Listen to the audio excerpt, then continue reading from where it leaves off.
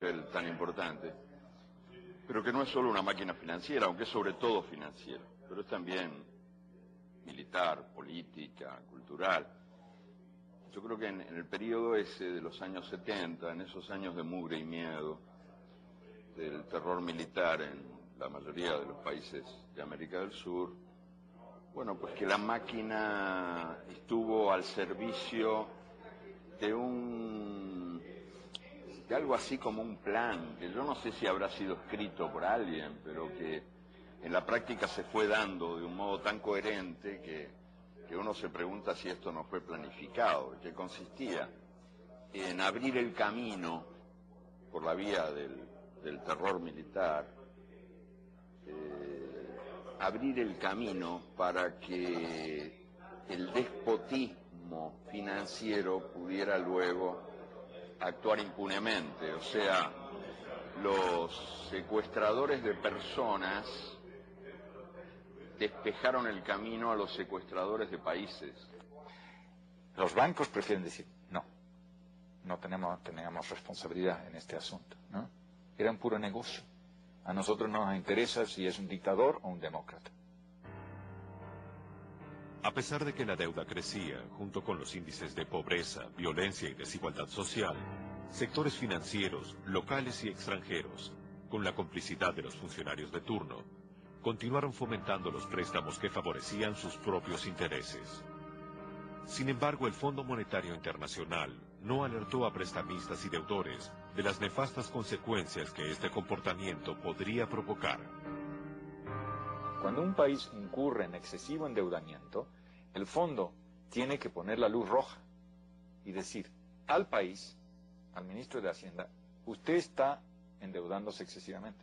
Y tiene que decir a los banqueros, cuidado que este país ya se sobreendeudó, se pasó. Eso por norma, por estatuto propio, pero lo hace. La primera respuesta, así como más evidente, es que el fondo realmente tiene una relación más estrecha, básicamente, con los bancos internacionales, con los mercados de capitales, y tiene sus lealtades fundamentales ahí.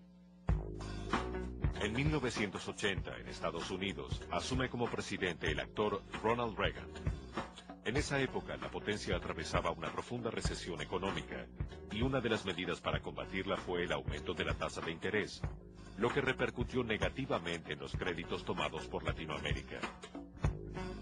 Cuando la banca transnacional tuvo que reciclar los petrodólares, lo hizo a tasas de interés bajas, 5%, 6% anual.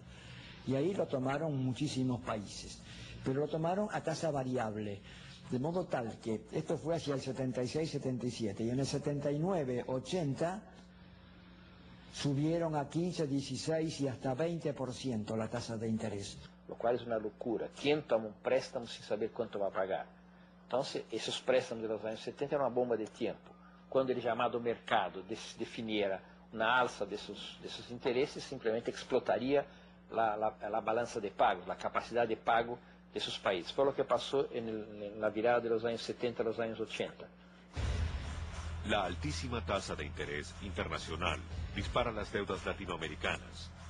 México, Brasil y la Argentina son los países más comprometidos. En agosto de 1982, México debe realizar un pago por su deuda que supera los fondos disponibles en la reserva. El país anuncia que no puede cumplir con sus obligaciones. Estalla la crisis de la deuda. Y en esa mañana verdaderamente dramática, y yo nunca la voy a olvidar, el gobierno de México anunció que se nos habían acabado las fichas, que no teníamos recursos y que era necesario suspender el pago. Eso fue una bomba en la reunión del Fondo Monetario del Banco Mundial en Washington, ¿no? En septiembre, ¿no? Tenía 60.000 millones de dólares de deuda entonces, y se temió que eso podía tener repercusiones porque otros países también estaban altamente endeudados. En aquel momento, era un viernes, el Banco de México tenía 400 millones de dólares de reservas totales. Para dar una idea de lo que esto significa, hoy en día el Banco de México tiene $45,000 millones. El lunes siguiente, el 24 de agosto, México tenía pagos que realizar por encima de las reservas que teníamos. De tal manera que no fue una decisión difícil, sino era lo único que se podía hacer. ¿Por qué les preocupó tanto? En primer lugar, porque eran bancos muy grandes que habían prestado grandes cantidades de su capital a estos países. Y por lo tanto, si estos países suspendían pagos, podían quebrar.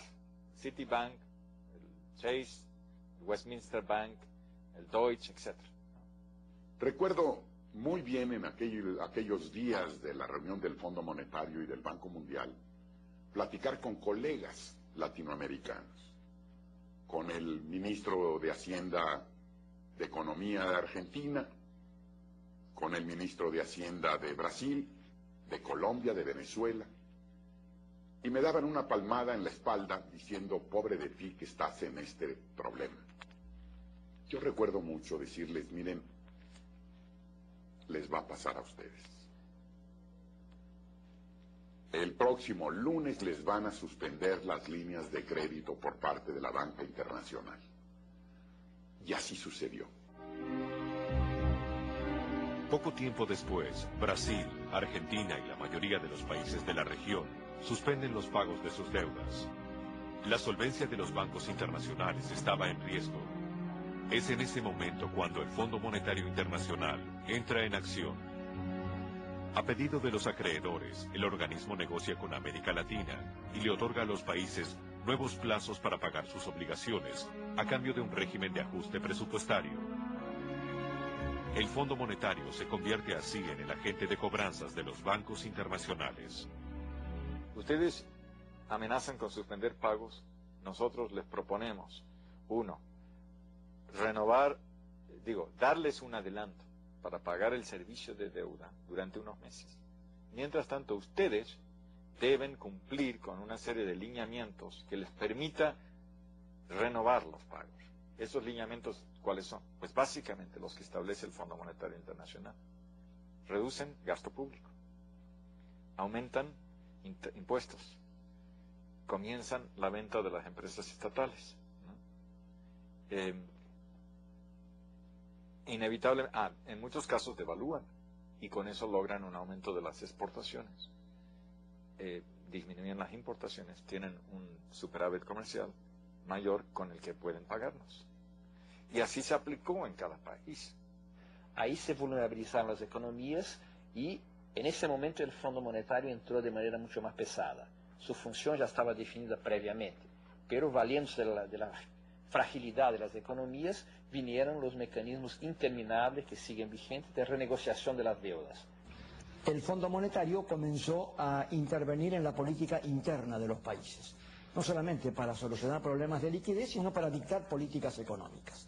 Ya marcó una injerencia en la política interna de los países que está muy lejos de lo que se proyectaba al principio en el estatuto del fondo.